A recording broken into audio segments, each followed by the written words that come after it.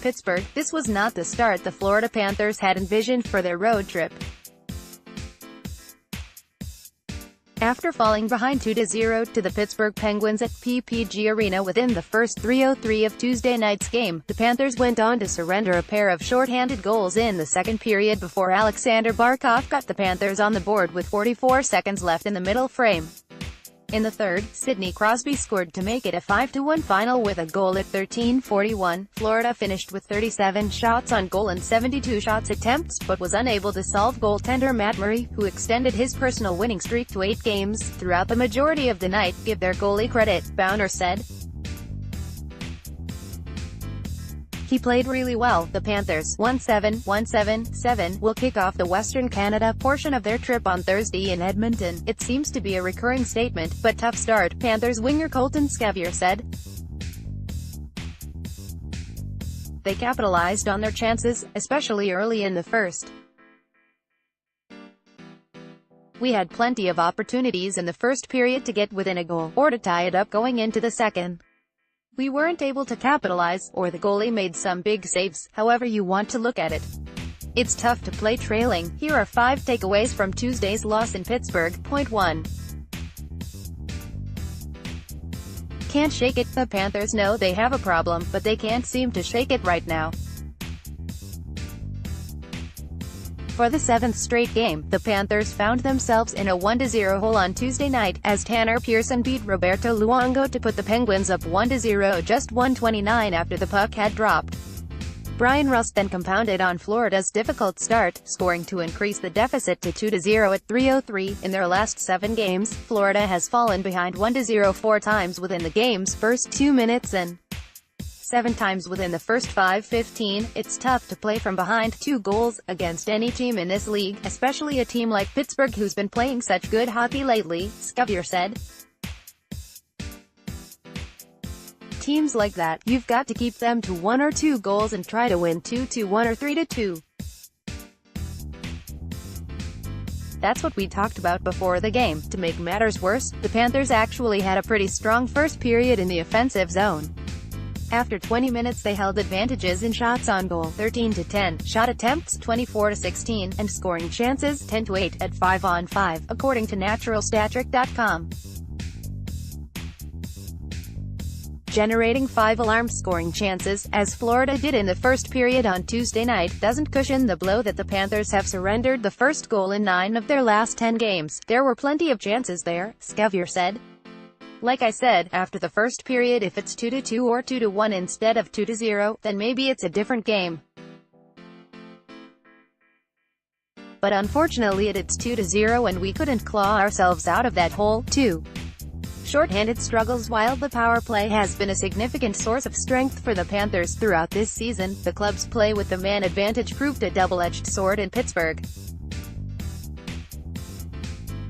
At 3:04 of the first period, Rust sliced through Florida's defense before beating Roberto Luongo on the doorstep for his second goal of the night and the 100th NHL point of his career to extend the lead to 3-0. At 8:56, Riley Sheehan added another shorthanded tally to make it 4-0. Just misplays, Panthers defenseman Aaron Ekblad said of the goals. Things happen. Little breakdowns and we let it compound into more than one mistake. Obviously, they've got a high-powered offense.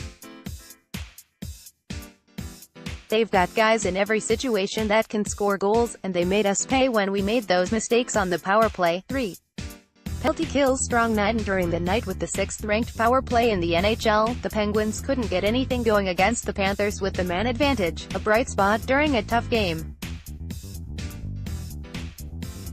In the midst of a perfect 9-for-9 stretch on the penalty kill, the Panthers successfully stifled all 4 of Pittsburgh's power plays on Tuesday night, improving to a stellar 13-for-13 over their last 5 games. In addition to holding the Penguins to no shots on goal with the extra attacker, Florida also had several good scoring chances while shorthanded, including 2 good looks from Jared McCann and a breakaway attempt from Colton Sceviour. Following a slow start, Florida's penalty kill now sits at 16th in the NHL with a 79.8% success rate. 4. Barkov gets on the board. Barkov made sure the Panthers didn't leave Pittsburgh completely empty-handed. With 44 seconds left on the clock in the second period, the Panthers captain fought for position in front of Pittsburgh's net, making just enough room to deflect a long shot from Ekblad past Murray to get his team on the board at 4-1. The goal was originally credited to Ekblad, but later changed to Barkov. Video, Florida at Pitt. Barkov tips point shot home late into NDHI's 17th goal of the season. Barkov has now registered 15 points, 6 goals, 9 assists, over his last 11 contests. Entering the game as the NHL's leader in ice time among forwards, 23:09, the 23-year-old center skated 21:35 on Tuesday night, complementing his goal with 2 hits and 4 shots on goal. Remember, there's still time to send Barkov to the 2019 All-Star Game. Vote here. 5. Party crasher. You never know who's going to show up to a watch party. Back home in Fort Lauderdale while recovering from an injury, center Vincent Trocheck made a surprise appearance at the Panthers' official watch party at Beaucampers Sports Bar. Tweet from @Panthers, looks like we have a special guest hanging out at tonight's at Beaucampers watch party in FTL, pic.twitter.com/ZWNCPXT9R1. Just over 6 weeks since fracturing his right ankle during a gruesome-looking scene in Ottawa on November 19, Trocheck returned to the ice last week at the Panthers' ice den, skating in full gear for the first time since the injury for about 40 minutes. Since then, he's continued to rehab on ice with trainers. Trocheck, who had 14 points in 18 games prior to the injury, is expected to return sometime in February. It's nice to see him out there, Bowner said on Monday. They know he's obviously getting